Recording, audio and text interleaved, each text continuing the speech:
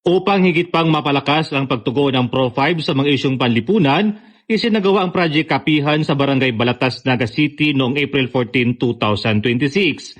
Pinangunahan ang aktibidad ng mga tauhan ng Naga City Police Office Headquarters sa ilalim ng pamumuno ni Police Captain Daisy T. Angeles, Public Information Officer at Assistant Chief ng City Community Affairs and Development Unit, katuwang ang mga tauhan ng Police Station 6. Aktibo na kibahagi rin ang pamunuan ng Barangay Balatas sa pangunguna ni Honorable Ferdinand Dihita, punong barangay kasama ang sangguniang barangay, Barangay Peacekeeping Action Team, Lupon Tagapamayapa, Barangay Health Workers at People's Council.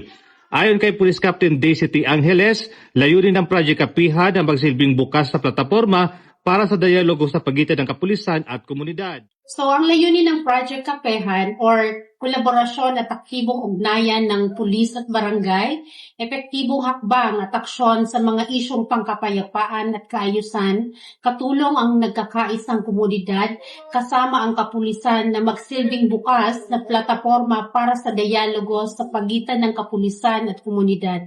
Dito ay malayang naipahayag ng mga residente ang kanilang mga suliranin at alalahanin at agad namang napag-usapan ang mga angkop na hakbang at posibleng solusyon. Ipinapakita ng proyekto na ang kapayapaan ay nakakamit sa pamamagitan ng sama-samang pagkilos at pagbukas ng komunikasyon ng pulisya at mamamayan. Isa rin itong patunay sa patuloy na pagsisikap ng Pro5 na palakasin ang community engagement bilang bahagi ng PNP-focused agenda.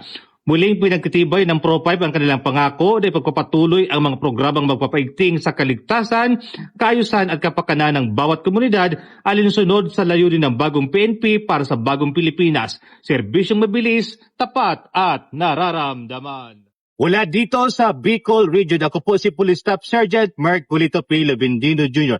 Nag-uulat para sa Police News Network at ito ang bagong PNP para sa bagong Pilipinas. Serbisyong mabilis, tapat at nararamdaman.